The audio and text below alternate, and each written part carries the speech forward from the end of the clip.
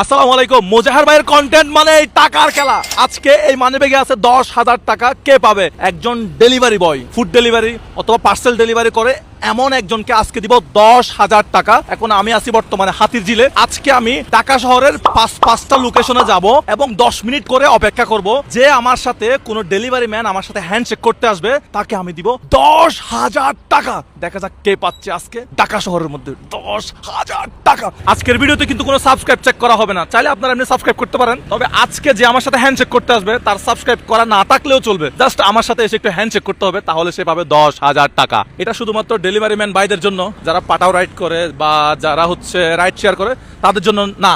তবে এই ভিডিওতে 10,000 লাইক হলে আমি পাটাও রাইড করে বা যারা রাইড শেয়ার করে তাদের জন্য একটা অফার নিয়ে আসতে পারি, যদি এই ভিডিওতে 10,000 লাইক হয়।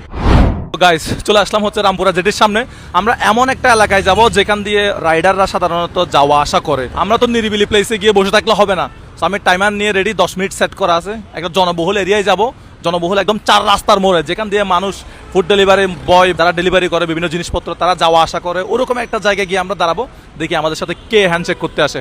ওকে, সো আমরা চলে আসলাম আফতাবনগরে। এটা হচ্ছে আবাসিকের মেইন গেট। সো এখানে আমার আশেপাশে কিন্তু অনেক অনেক রেস্টুরেন্ট আছে। আমি যদি এই পাশে একটু ঘুরাই আপনাদেরকে দেখাই, আমি কিন্তু টাইম স্টার্ট দিয়ে দেবো এখন।